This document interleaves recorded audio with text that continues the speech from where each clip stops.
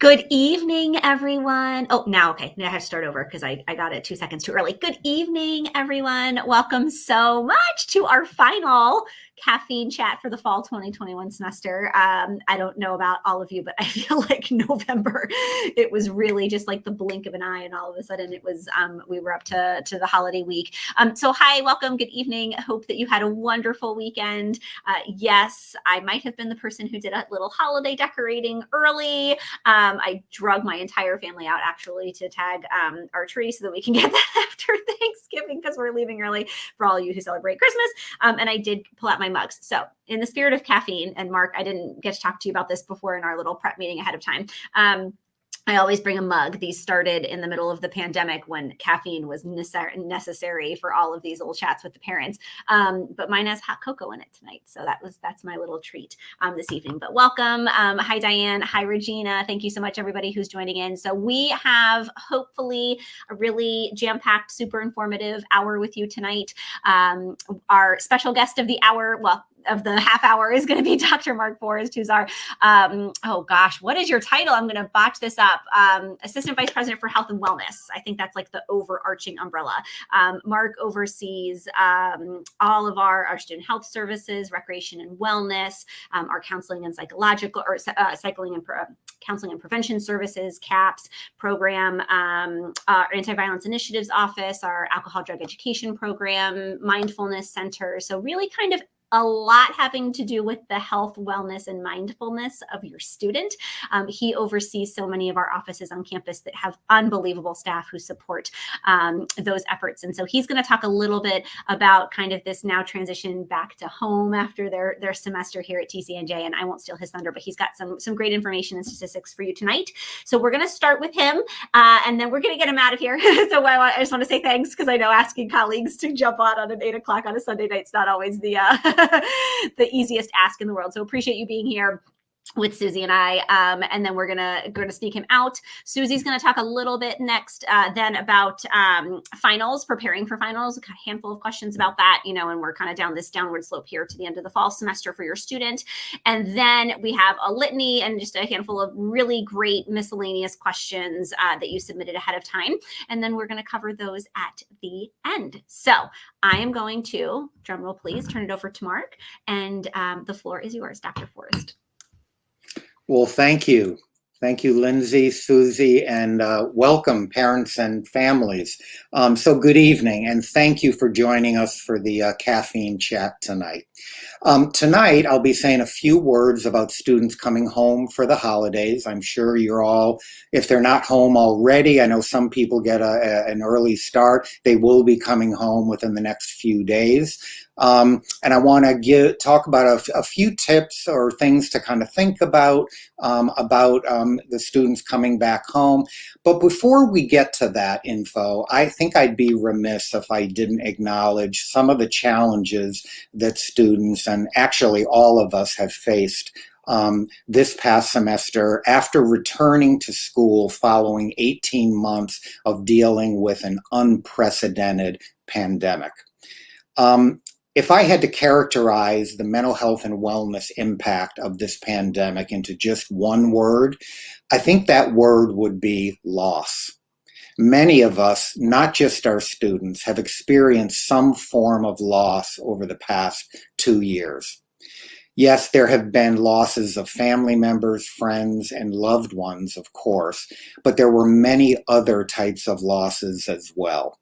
A loss of routine, loss of jobs, perhaps, the loss of a sense of control, and the losses that come from a buildup of ongoing uncertainties. And one thing we certainly know from the last couple of years is that there have been a lot of uncertainties in our lives.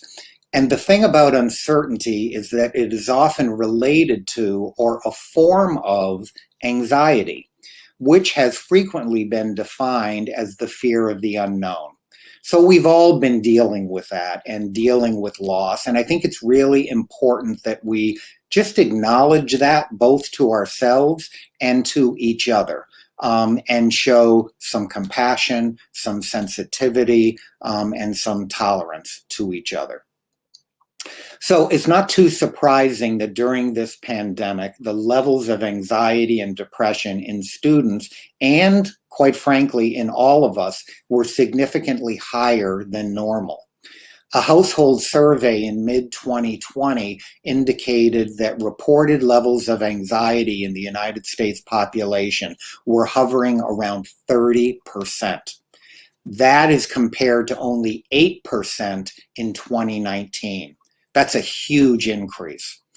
In terms of depression, reported levels of depression were hovering around 25% in mid-2020, and that's compared to 6.5% in 2019.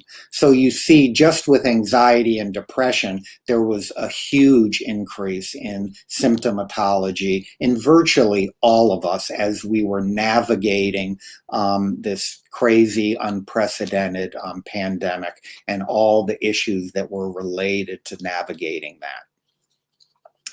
that.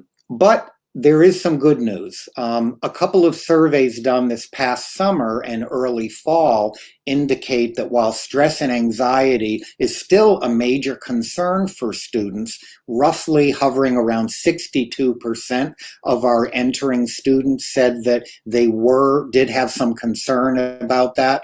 There was actually a 25% reduction in that concern compared to previous years. So it went from 85% last year in 2020 to 62% this year. And with any luck, that will continue to decrease as we move forward. The number one reason for the stress that people talk about is actually not COVID related, but rather was attributed to re-engaging in academics or resuming a full course load. So we found that about 76% of our students said that that was their primary stressor coming back to school in the fall. That they had been maybe either in high school, which of course was disrupted for a lot of students, they were taking classes online, but coming back, re-engaging, full-time course load, there was lots and lots of anxiety about that. The other thing that students were very, very concerned about is returning to on-campus social interactions and wondering what was that going to look like. They knew that there would be a certain amount of restrictions in terms of mask wearing and social distancing, and they weren't sure how they were going to kind of navigate that. Not to mention the fact that many of our students were maybe feeling a little disconnected and lonely, and I'll get to that in a minute.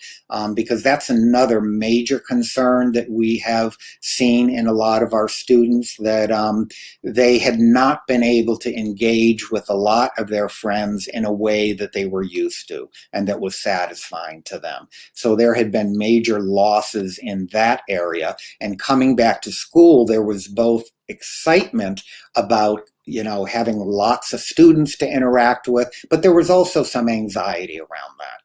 Some of the other concerns were finances and the exposure to COVID and how that would play out. And of course, our new students, and this is not unusual, moving into a new environment, a new community, leaving the familiarity of home, that was a concern for about a third of our students.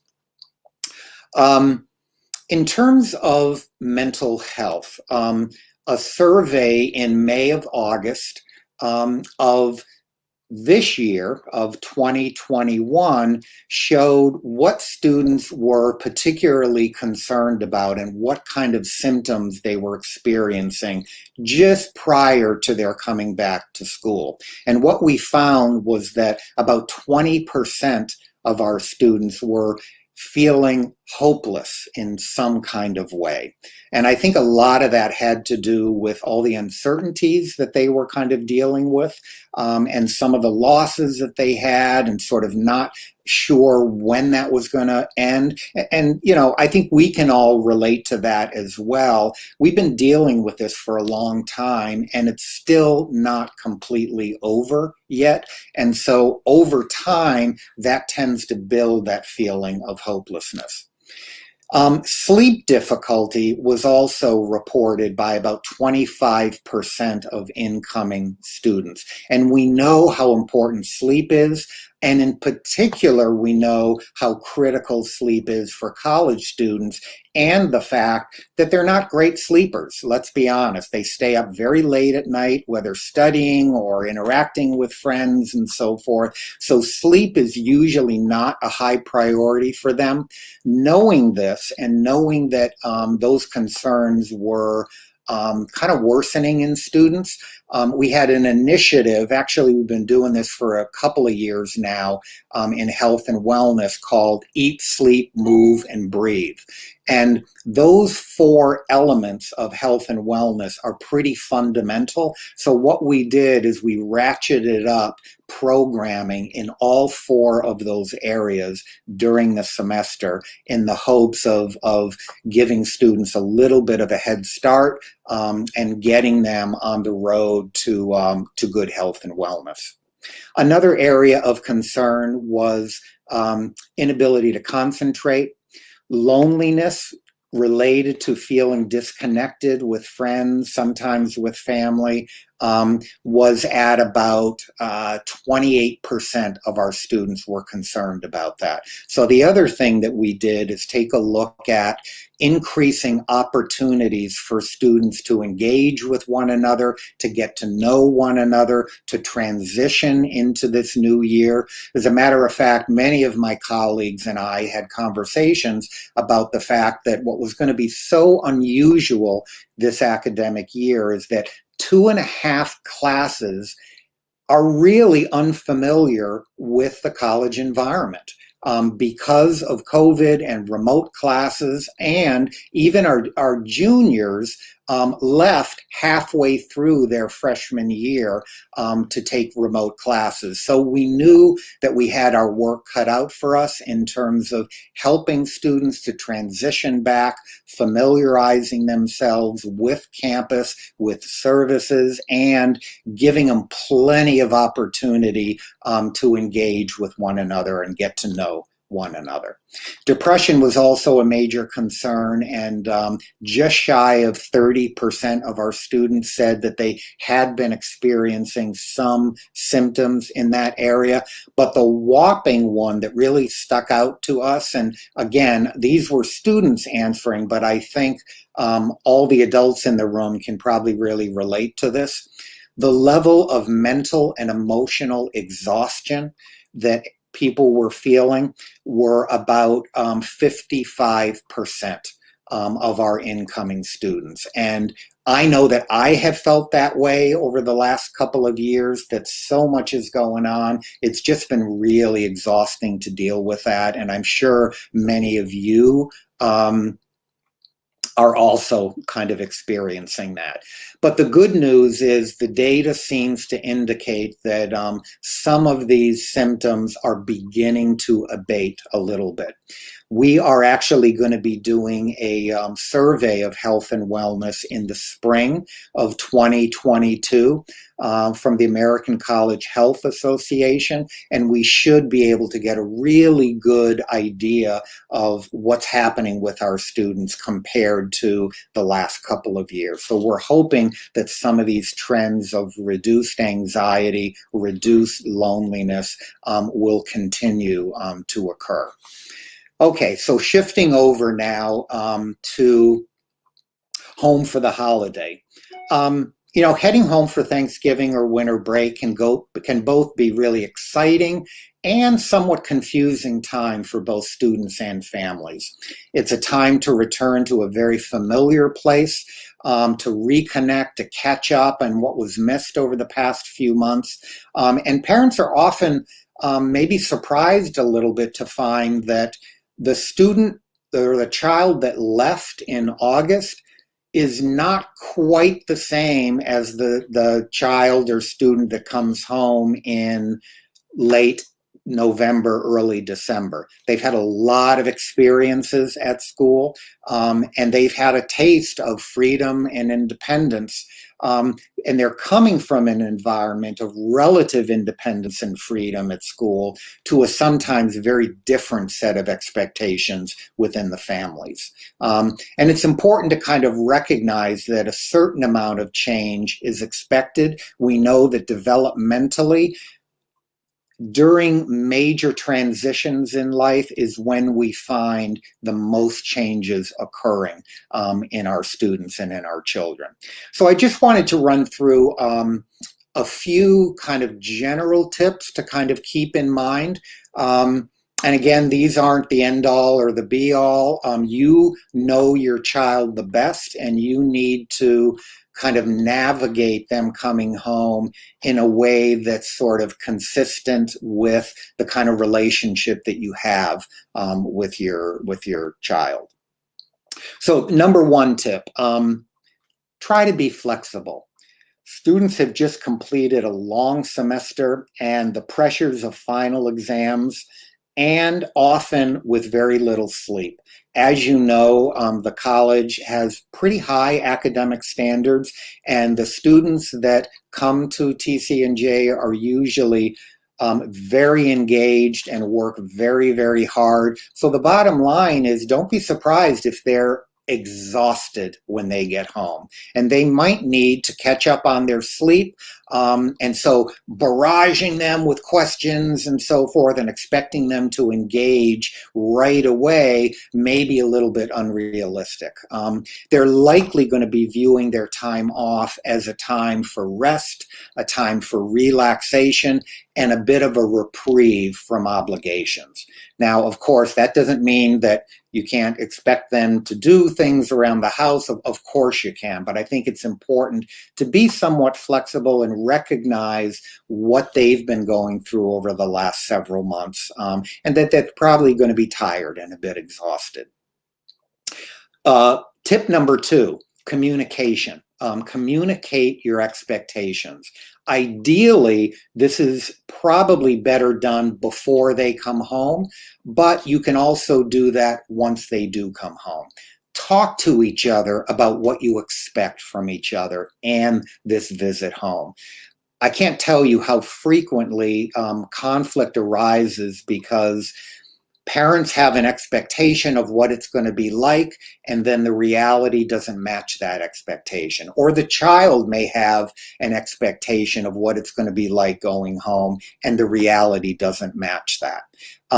While it's not unreasonable to expect your child to participate in family activities and chores and different things, understand that they've become used to a little bit more independent lifestyle from away from home, and communicating what you expect from them, what are kind of the non-negotiables, and other things that you may want to kind of negotiate down.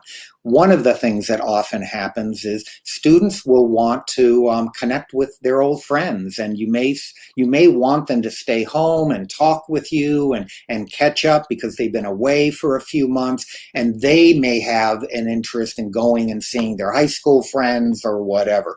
Those are areas that I think you need to talk about openly and let them know that you miss them and you want to reconnect with them, and hope that there will be some time during this break where you can do that, at the same time acknowledging that they have their own needs as well. And probably the third is be open-minded. College students are often exposed to new knowledge and ideas by professors and friends, and they are developing these ideas. And we certainly know that some students, when they're getting new ideas or thoughts, they like to share them as if they are their own and they are the bottom line. Be sensitive to that they are hearing from lots of different people, sometimes from people that are very different from them, from very different backgrounds. And that is a healthy thing, that can be a productive thing, but it can also throw you a little bit. When your child expresses some new ideas, perhaps contrary to how they used to think or react. Try not to overreact to that, but face it with questions, saying, well, that's really interesting. Tell me more about that. Where did you learn that? Tell me what your thoughts are about that. Use it as an opportunity for family discussion and reacquainting yourself with your child instead of, uh-oh, they've changed and I don't like these changes and I'm going to put a stop to that. So really, those three areas are probably the most important: being flexible, communicate your expectations, and be open-minded. You may not have any issues whatsoever. It may be a wonderful time to reconnect, to have fun, to engage with the family, to catch up on everything that they've been doing, and to share with them changes that are going on. A quick story about changes. Many times students come home and things are different. It could be the family dynamics have changed. It could be that there have been losses, or it could be something as simple as their bedroom was converted to an office. I remember the first time I came back home after being away from college, and went up to my bedroom, and none of my furniture was there. The room was a different color, and I was just sort of puzzled. Came down, and I have a large family. My younger brother came and goes, "Did you see my new room?" And no one had told me that. Now, I took it in stride and kind of was relegated to sleeping on the couch. I had a choice, actually, of the couch in the family room, or we had an unfinished basement with an old couch. And I actually opted for the unfinished basement and turned it into like a little cool apartment down there.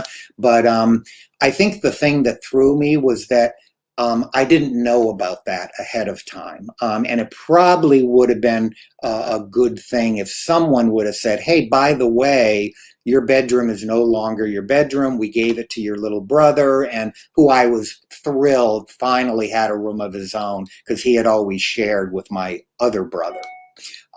So I just think little things like that, being open to and communicating with each other, are really important. Let's see. So that's really kind of the planned comments that I wanted to make, but I'm certainly open to any comments, questions that you might have of me. I'll give everybody a minute. Nothing so far, but that story reminded me. I don't know if you were a fan of Friends, the show, but Yes, there I was was. one episode where I think Monica and Ross go back home, and it was similar, right, in the changing over of the rooms. But I think they only changed Monica's room into a workout room, and then Ross's room was like pristinely perfect because it had all of the trophies and awards and stuff like that. Yep. So it just took me back to wondering there. All right, I was gonna say there was one that asked about the like Eat, Sleep, Move, Breathe programming and kind of where to find those. So if you can speak to that a little bit. Yeah, so one of the challenges we have at the college is, what is the best way to communicate information to students? Because we know that even though email is the official form of communication for the college, a lot of students don't really look at email all that much. As administrators, that we're not happy about that. Let me just say that. We want them to check their email because really important information is conveyed to them. But so we find that we need to kind of communicate about programs and services in a whole variety of different ways. We will do all campus emails about these kind of programs. I put out a health and wellness newsletter 4 times a year. And we put all of the upcoming programs and services in that newsletter. And we do flyering around campus. We get into some of the digital bulletin boards, but probably the best way that we find is we push it out through social media. We have 45 peer educators trained in health and wellness, and they have multiple accounts. Instagram is a big one, but all the major social media areas, and any programs that are taking place get pushed out there. We also have a newly developed integrated website for counseling and prevention services, where we integrated the mental health area, drug and alcohol, sexual assault and domestic violence, and religious and spiritual life. It's one-stop shopping. If you haven't seen it, I encourage you to go to that website, https://caps.tcnj.edu. And we do have a kind of activity event calendar there, and we try to list all the different kind of programs around that. But there will be some upcoming for the rest of the semester, and then I know a couple of things planned for next semester, focusing in on this eat, sleep, move, and breathe area. Great. Thanks, Mark. And I also threw in there in the site or in the chat the link to the newsletters where you had them listed. They're long, but they're amazing. If your student can take a couple minutes, if you as a parent can take a couple minutes, that information, even though my kids are tiny, I still read through it and I have nuggets I can pick out from. And then the other link I put in was for the mental health services peer educators. That's the group that Mark was talking about. Their Instagram is awesome. If you want to talk about, just all the events that they're actually hosting in real time on campus, I have 2 educators that are on my staff. So it's an account that I follow, and I just think that's a really great way on Instagram to keep in touch. And they always have lots of tips and things kind of that are poignant at various points throughout the semester. So I put those 2 on there just as a starting point. But again, for those of you who may be watching this after and we're not live, that caps.tcnj.edu is going to be your starting point for a lot of this information. Yeah, I noticed that one of the comments was kindly look into making all the people who are working with the kids day to day have all this understanding. And I wanted you to know that we have what's called a gatekeeper training program at the College of New Jersey that I developed. It is an 1 to 2 hour training for faculty and staff on mental health and wellness, suicide prevention, how to engage students and talk about their health and wellness, how to refer students, knowing what all the resources are. And we offer that multiple times every semester. And it's open to any department who wants to bring us in for an individualized session in that. So we do recognize how important it is that we get mental health and wellness information out to the faculty, to all the staff that interface with students on a day-to-day basis, so they can identify issues, they can talk to students about these issues, and make sure that they get them to the appropriate service that they need. Great. And the one thing I wanted to say, Lindsay, you had shared some information about our CA trainings, and just want to make sure I clarify, because in other institutions, they might be called RAs. So when Lindsay had sent that comment about the training that our CAs or community advisors undergo, that is speaking about, what at other institutions you might know as residence advisors. So Lindsay, what was it, the 100 hours of training? Yeah, so our community advisors, which are part-time student staff that work on campus, right? I stress that because a lot of times there's a misconceived notion, or is that the right word? Oof, I got to get some caffeine. There's a preconceived notion that these student staff are available 24/7 in the way that, available anytime a resident on the floor has a situation involved. That's not the case at all. They're part-time and they're not mental health experts. So they have over 100 hours of training that they go through every year just to be a part of that program and to serve in that capacity. All of our resident instructors are master's level professional live-in staff members who also have equal amounts, if not obviously more, in that mental health space. I know that even as something as simple as my staff, the orientation leaders who are with students for 5 days, like over the summer a little bit, but really the 5 days of Welcome Week, we do a training as well. And I can speak very much, Mark, I think that training was one of the most eye-opening ones I've ever been in. That, what was it called again? I forget what you called it. Gatekeeper training. Gatekeeper training. And I mean, coming into it, I was like a little like, oh gosh, I don't have expertise. Mental health is not my background, right? But oftentimes people like me and Susie and our staff members who are not clinically trained in this type of work, we are that person, right? That happens to kind of be that initial, that comment or that conversation, or how do you take that? How do you treat the moment? But then how do you refer them to somebody who has that expertise? There's people across campus, and I think one of the cool things about TCNJ is that everybody recognizes that that's a responsibility. That if they find themselves in that situation, they're going to want to have that knowledge to be able to refer up and to get that student help that they might need. So the program's fantastic, but I will say that I've been pretty impressed with just how much across the board, regardless of where their position falls, taking mental health seriously and having some of that foundational information just to be able to support our students, because it's really a campus-wide effort. So. Yeah, I noticed, Lindsay, that someone indicated that they might want to chat offline. So please put my email in the chat room so people can reach out to me. And of course, I would welcome anyone who wants to ask me any questions privately. Maybe not right now, but obviously tomorrow or any time really. Please feel free to reach out to me with your concerns or questions. All right, I just threw it in the chat. Great. Floodgates are opening. No, I'm just kidding. All right. Well, I don't think, Susie, did you catch anything that I didn't? I think that was the bulk of the comments related to at least Mark's area. Yeah, those were all the ones that I had caught through the conversation that were related to kind of what Mark was speaking about. All right, sir. Well, thank you so much again for being here tonight. Mark. Thank you for asking me. Have a good evening. Okay. Bye-bye, everyone. See ya. All right. And while Mark hops off, Susie is going to pull up and just chat for a couple minutes with you all. We're going to shift for those of you who might have joined a little bit late. So that was Mark. He runs a CAPS.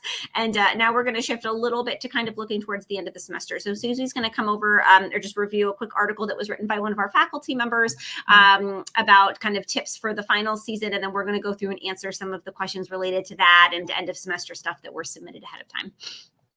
Great. Thank you so much, Lindsay. Yeah, so this article was written, and we've shared it a few times with in our parent family newsletter, just because around December, because we know just how timely this topic is, really talking about kind of the best ways to help to support your student during finals. So this was written by Amanda Norval. So she, at the time, was our Faculty Senate president, and she's actually the current interim dean of the School of Science. So yeah, I'm just going to kind of go over some of the things that her recommendations, and think that they really resonate for any students and what things that you can do to help support. So as you know, the end of the semester and final exam period can be extremely stressful. And it's difficult to watch, your students worry about their courses, and we all want to help them navigate this time successfully. So what, you as a family member, what can you do? So perhaps the most significant thing that you can do is really to help them maintain a sense of perspective. So it's unlikely that a poor performance on a single exam or in a single course will have a lasting negative consequence for your student. So however, this is not to say that the student shouldn't strive to do well, but really it's to emphasize that building a solid foundation of knowledge in a particular area and developing strong writing and communication skills are much more important and long-lasting objectives. So, what can your child do in the future to avoid making the same mistakes again? So it may sound cliche, but we can all learn great lessons from our mistakes. And this is actually I'll do a side note plug of our Press Pause project that we've launched this past semester, really focusing on resiliency and growing from failure, learning from mistakes, kind of seeing those setbacks as learning opportunities, and how can we move forward from them. So then in a more concrete way, in terms of strategies, you can help your student identify ways in which they can alleviate additional stress in their lives. So, for example, exercise may be a useful way to channel anxiety. Finding what works well for them to really help to as a coping mechanism for anxiety, and including plugging into additional resources that Mark was talking about, Dr. Forrest was talking about. Establishing a fixed schedule. So this can be really helpful, and Lindsay's going to mention a little bit about a Center for Student Success session that's going to be going on, but establishing a fixed schedule that includes time for focused study and time to relax with friends or other leisurely pursuits, things that kind of help them to step away, disconnect for a little bit, and kind of get that break between studying time. And all of us handle stress in different ways, and really learning how to effectively manage potentially difficult situations is a skill that will serve your student well throughout their lives. So this is really a learning opportunity to kind of use finals as kind of some key stressful times, and helping them learn what are appropriate coping strategies for them, and kind of reinforcing that sense of perspective and balance. And we talked a little bit about the sleep. Sleep is such a huge component of there's kind of that pulling an all-nighter kind of myth that's out there, and it really does not work well. So really getting a good night's sleep not only ensures that the time spent studying will be more effective, but it also helps to maintain a sense of normalcy and routine that can help to keep anxiety levels low. And then, also just being in touch with them and letting them know that you're thinking about them, and maybe sending them a card, or a little something from Amazon, or something to let them know that you're supporting them from afar, and that they got this, and kind of reinforcing that balance and those pieces too, and that sense of perspective. So those were just some kind of high-level tidbits, and from Amanda Norville, and so wanted to share that here. But Lindsay, I know you have a couple more things that we have that are opportunities for your student during finals. Oh, and before I switch over to, sorry, Lindsay, to that, Finals Fest is a program that our student government runs, and it's a variety of different really great programming that can help students kind of step away from the studying, help to support kind of what we know is a tough time for students.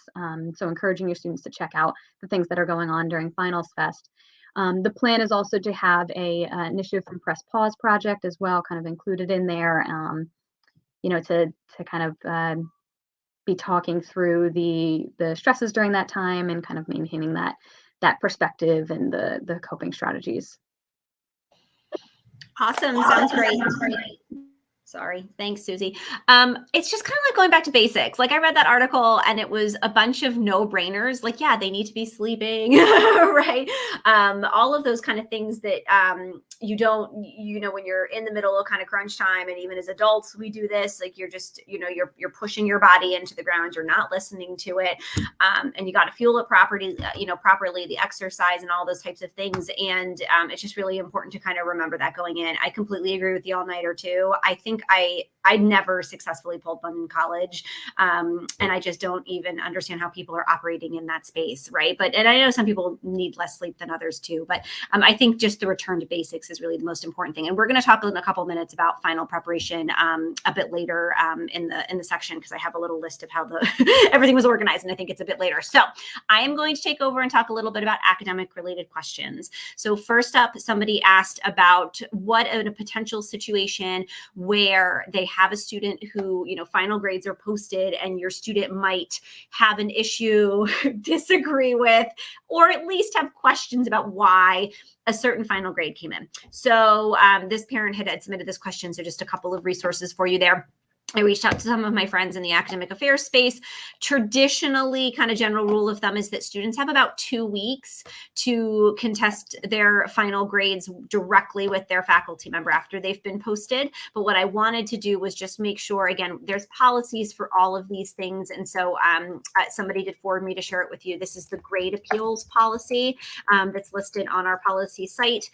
And that will give you, again, in the chat, if your student finds themselves in that situation where they've been talking to to their faculty member, they don't agree with the grade, they can appeal it, and the formal process for doing that's listed there. I think the big caveat here is just, with all of that said, that your student should be touching base with their faculty member throughout the semester, right? When they get to the end of the semester, being surprised about, if they're surprised about a certain situation, that's come up, that's not what we want to see, because that means that there's been some disconnect or some miscommunication throughout the entire semester. It's really important that your student has that relationship and is maintaining a good relationship with their faculty members throughout the semester. And that will look like emails, and it's dropping into office hours. And I get this comment all the time, like, it's not too late. Like, if your student hasn't dropped into an office hours yet, they can go this week coming up. Well, maybe not this week. I don't know, with Thanksgiving, depending on when the hours fall. But next week leading up into finals, just like, hey, I'm in your, I've really enjoyed your class so far. I'm coming up into the final. Is there anything that I can be doing to put myself in a better position if they are concerned about a grade? Obviously the mid-year progress reports went out a few weeks ago, so students have been kind of working around that. But just, really important. So office hours and email, it's just really important to keep in touch with those faculty members so that your student's not in the position where at the end of the semester there's a big surprise, right? Both with, with the grade. I failed chemistry my first semester in college. Talk about a fun conversation on, well, my parents knew about it, but, there was no doubt. I did not go into this final expecting a miracle, right? Like, I was very self-aware of the fact that I did not do well in this class. Things I wish I had beaten into myself a little bit earlier in the process. But that's where I think the failure thing comes in, and you learn from your mistakes and all those kind of pieces too. And one grade doesn't define you. So when Amanda wrote about that, Susie, in the article, I just really resonated with me. So anyway, that's just some information about what happens if your student has questions about the grade at the end of the semester. We had another question that came in: how can parents access grades and midterms and finals? I giggled a little bit. I just wanted to remind everybody about this little thing we have called FERPA, our Federal Education Rights and Privacy Act. Your student gets to decide whether or not you get to see their grades, as long as they're obviously 18 or older, which in this case, assuming 100% of everybody is. So just a reminder here, let me just throw the link in the chat for our authorized users. That's a conversation that you need to have with your student to have a chat about that piece. I think we always make the joke, I think it's only about 3% of the total TCNJ undergraduate population who will share their grades with their parents, and that you can see those. But if you want to have that, it's kind of like the equivalent of HIPAA in the medical world, right? Is FERPA in the higher education space.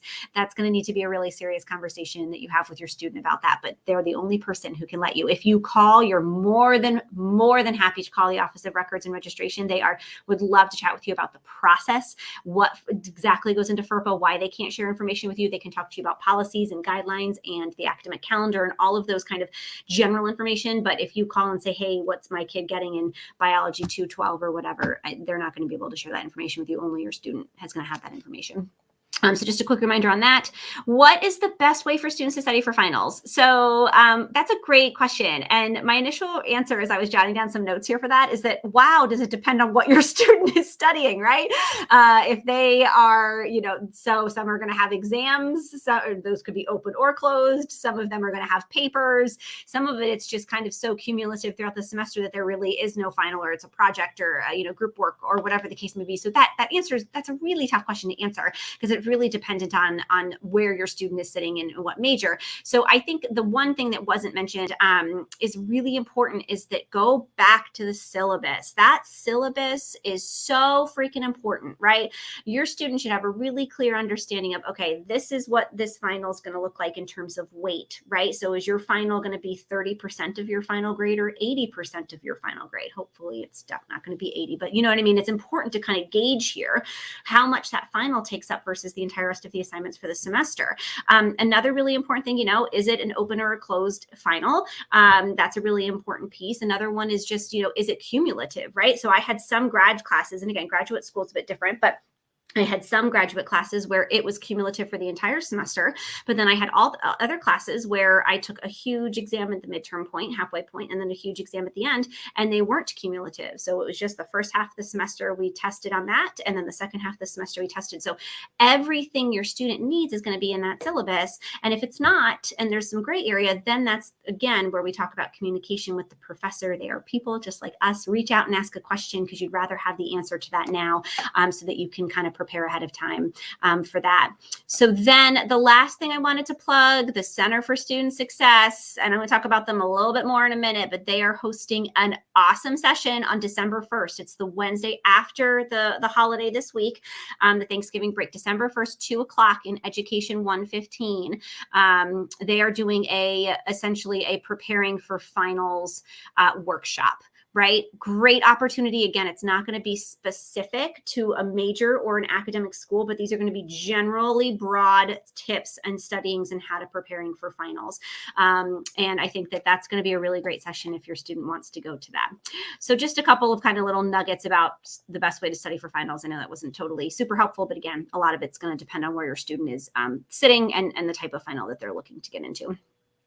We had another question get up about the dates and times of exams and what the end of the semester is looking like. Again, just a really quick reminder, I'm going to plug this in the chat. All of this information can be found on the academic calendar, right? That is kind of your syllabus as a parent, right? And the overarching syllabus for the student in terms of how the semester is going to go. Essentially, what's going to happen here is that there's going to be a day and a half or 2 days of reading. Finals are going to start, oh gosh, Susie, let me go back real quick. Okay, yep, on Tuesday, the 14th at 5 p.m. So no class on Monday and Tuesday up till 5 p.m. Those are considered reading days, which are completely no class, no nothing dedicated to, to studying and putting the final studying on those finals. The finals will run 5 p.m. Tuesday through the rest of that Friday. And then there's a break again over the weekend. So Saturday and Sunday are considered, again, study days for those who have finals the following week. And then the finals will conclude Monday, and I believe it's Tuesday, the 21st. And they end at 5 p.m. So it's really kind of like a week-long window, but all of the details about that are listed in that academic calendar. And that will be really helpful for you as a parent to kind of navigate that process and figuring out timelines and things like that.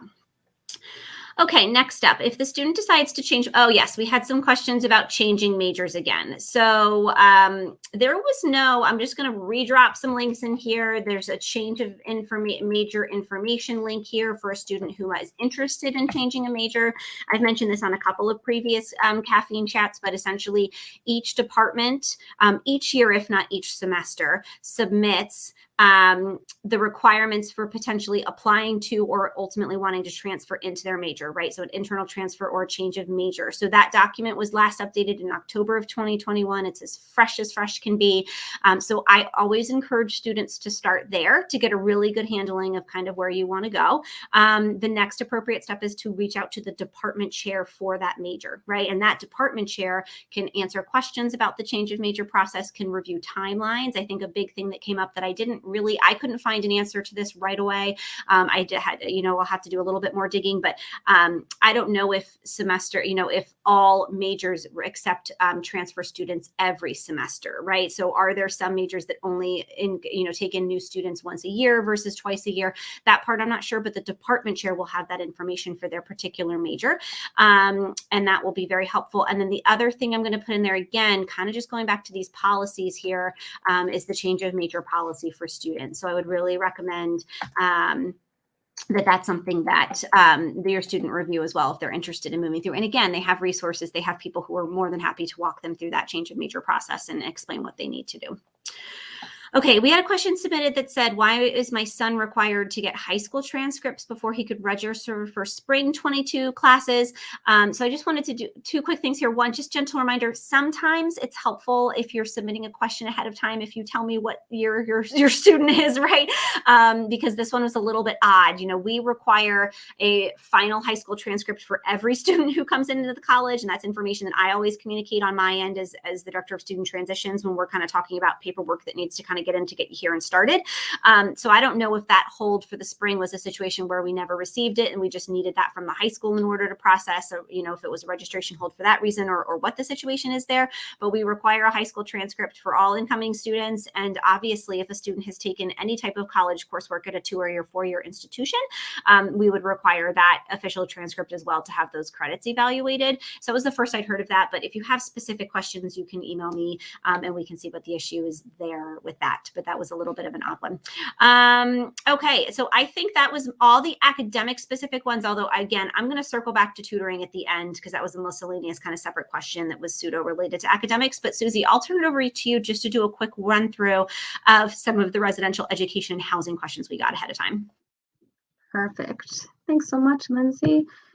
Okay, so, and Lindsay, I'll kind of maybe prompt you to send a couple of links in the chat. Okay, so the first one has, the first link is about with our Thanksgiving closing information. So I'll have Lindsay share that. We did have a question about helpers for move out for like winter break.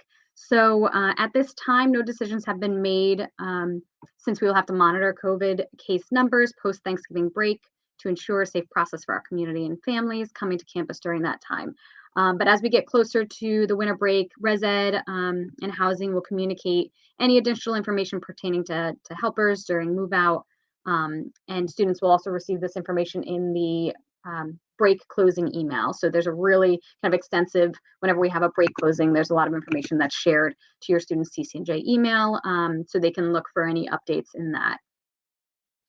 All right. Had a question about bringing home valuables, and specifically kind of like those larger valuables like TVs and desktop computers. So their recommendation is asking them to bring home valuables like jewelry and laptops and essentials like wallets, ID, medication, and those types of things. Big items like TVs and desktop monitors and computers can be left in the room, but it's entirely up to that student, their family, and the personal comfort with that. And before leaving, residents are all asked to lock their doors, and staff go back to ensure that all doors are locked. But after the close of campus, only specific personnel will have access into the residence hall. So outside of this, no one else will have entry into the buildings, as all break housing students are housed elsewhere. So, the student wouldn't necessarily be able to swing by and go into their room because everything will be all locked up. So really encouraging your student to take all the essentials that they need, maybe start making a list now of everything that they might need during break. There was a question about 24-hour quiet hours. Oh, I'm sorry, a question about quiet hours in the dorms during residence halls during finals. So yes, 24-hour quiet hours begin at 11 p.m. on December 10th and will last through until the end of finals. We also had a question about kind of a roommate situation. Someone's in a single now. Could that potentially change? So resident housing has been working to consolidate spaces through graduation and study abroad and student teaching and things like this. And as they process all of that, they'll begin reaching out to students over the next few weeks. Someone had asked specifically about the wait list. So the wait list is updated on a rolling basis, and they'll be monitoring the list over break, as well as notifying students of any room changes from the fall to the spring. Oh, this question. Yeah, sorry. Ooh, I was just going to make a note. I was just going to make a note too that so we have new students coming in for the spring. So there might be a change. If your student is a single in a double right now, there could be an opportunity that a new student would be assigned for that roommate, a roommate as well for that spring semester. It's not a huge number of students, nowhere near where we bring it in the fall semester, but that could be a potential option too. And then that student would be notified if that was the case. I just made a note in our document to remind people that it's a cohort-based model, right? So if you have a sophomore student who is a single and, or who's a single person living in a double right now, if they were assigned a roommate, it would be somebody who was a sophomore in that same year. We don't house our first year students with obviously our upperclassmen or vice versa. So and probably a question I should have said right at the beginning, because we got a number of them, was does our student need to move out completely and move back in over winter break? And no. That would be terrible. So no, if they're staying in their same residence hall, they can leave all of their things in their residence hall outside of the things that they will need during winter break, and valuables and things of that nature. So don't have to worry about moving completely out for Thanksgiving or winter break. All right. There was also a question about I think that this is a really helpful link, Lindsay, you could send that in the chat about the 2021-2022 kind of move out schedule. And so this has all of the important dates for move out and move in for this academic year. So all residence halls will close for Thanksgiving break. And I'm going to be reading this, but please refer to that website since I know it's going to be a lot of information. But residence halls will close for Thanksgiving break at 9 a.m. on Wednesday, November 24th. So unless they're otherwise approved to stay, all residents must vacate the residence halls by that time. And then residence halls will reopen at noon, so 12 p.m. on Sunday, November 28th. And then there's just some information about winter break and the move out times for that and move back. And so it's either, so halls close at 8 p.m. on Tuesday, December 21st. But the student, they have to move out 24 hours after their last final or by that 8 p.m. Tuesday, December 21st date, whichever comes first. So, if a student has a final on the 21st, they should prepare to leave by 8 p.m. on the 21st, not 24 hours later. So really the 8 p.m. is the latest, but your student will need to move out whichever comes earlier, 24 hours after their last final or by 8 p.m. on December 21st. I know that can be a little confusing, so let me know if that anyone has questions about that. But that's also on that link that Lindsay has shared. And then residence halls will reopen after break at noon on Sunday, January 23rd, 2022. That is crazy. Okay. Yes. So belongings, already addressed that. Yes, and like we said, with COVID numbers after Thanksgiving break, the kind of big guest policy and helper policy is going to be reevaluated. The residence halls are for the entire year. Their assignments are for the entire year, unless there's, some other situation where they'll be changing rooms.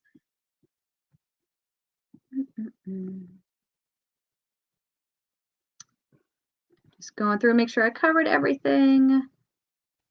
I looked ahead for you. You're good.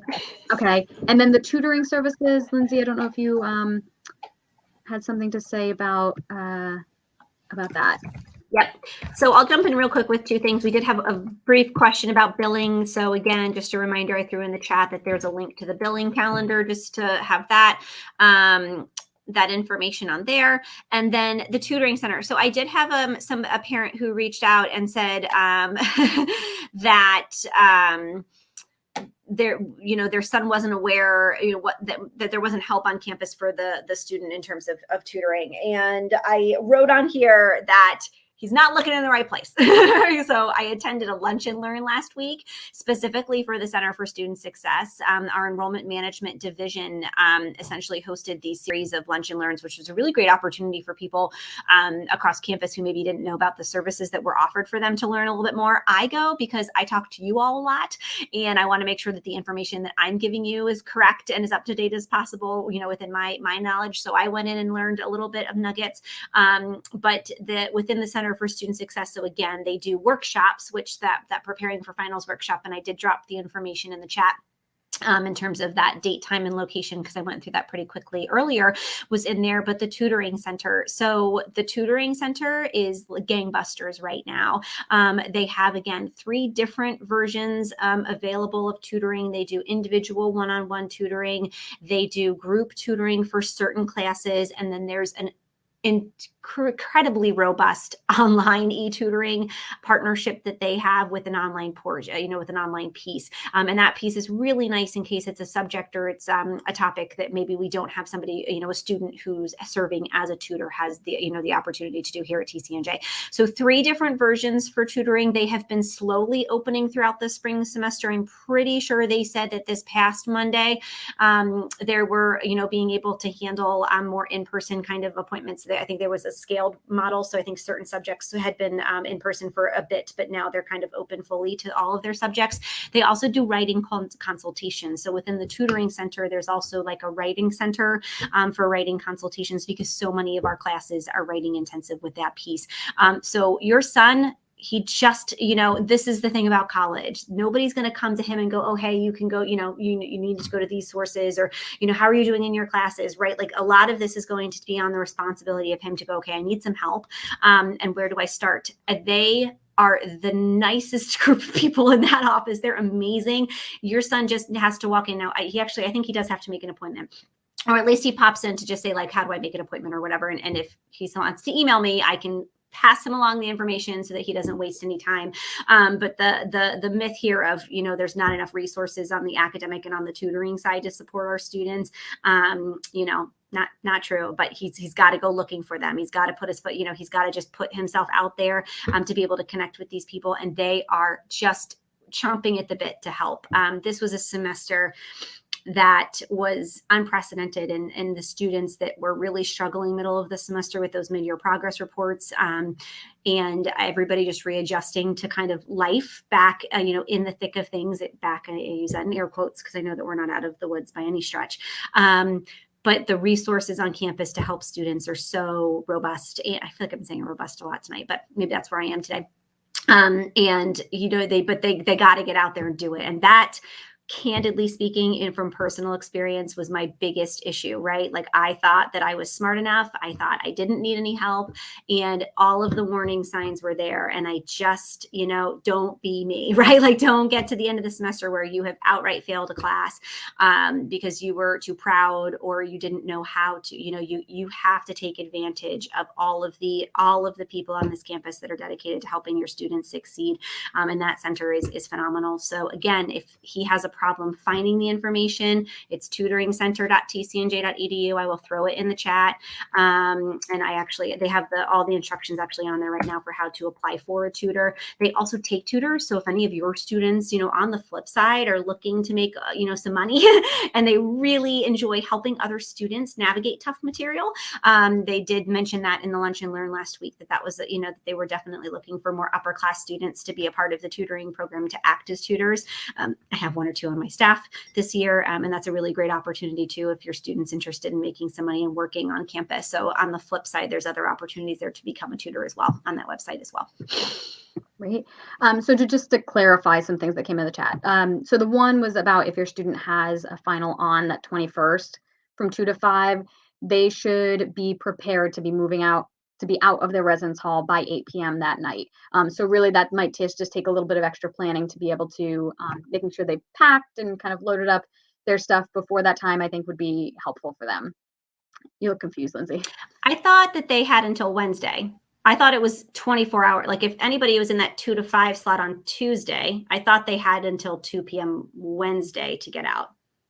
So from what Res Ed and Housing had sent to me, they said it's whatever comes sooner. So either it's 8 p.m. On December 21st, or 24 hours after their student's last final.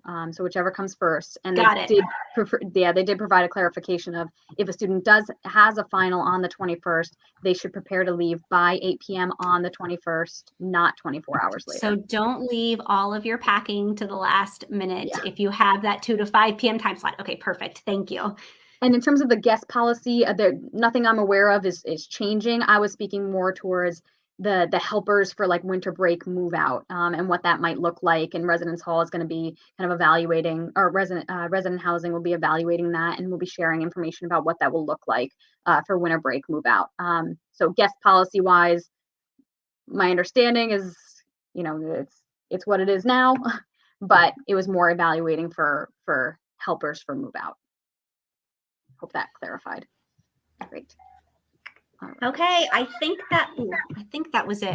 The echo was so bad tonight. All right, that was everything I think that we had. So enormous thank you again to everybody who watched live. We'll stick around behind the scenes. I'll try to answer another question or two if that's the case. And I know I mentioned this, but all the comments, I'll be just forwarding that information to Sean. But thank you again for joining us. And huge thanks to Susie. I'm just going to give you a big round of applause. Susie had the stomach bug. Her little bug, her little boy brought the stomach bug home a couple days ago from daycare, and she is feeling awful. So I just really want to publicly say thank you. You and that amazing Gatorade bottle you've been having on the side, because I know you were feeling like real garbage tonight, and I just really appreciate you coming I had on. to show up for you all, so I was hoping my face, didn't give anything away. But yes, thanks, Lindsay. It did not. Sorry to Not call feeling you my out. greatest, and I appreciate you all, showing me grace if I fumbled at all tonight. You did but not. yes. Kudos to you, though. I really appreciate you. And yeah, again, so I think in the spirit of gratitude, thanks, Susie. And thank you so much for all of you all for spending the time with us, and just really wishing your student a really strong, good, healthy end of the semester, academically, socially, the whole 9 yards. And hopefully just all the things that you were grateful for this year. I know it was a tough one in many ways, but I think if you look hard enough, I'm sure there were 1 or 2 things that were those silver linings. And I know that's what we're gonna talk about at our table on Thursday. So if you celebrate, happy Thanksgiving. If you don't, have a wonderful few days off. That's it for the semester, and then we'll circle back about spring. Great. Thank you all so much for showing up tonight and for all of our chats this semester. It's a wonderful new opportunity that we collaborated with. Lindsay was doing them, but we were really excited to be able to open them up to all families. So thank you for your participation, and we'll talk to you soon. Yep, sounds good. Good night, everyone.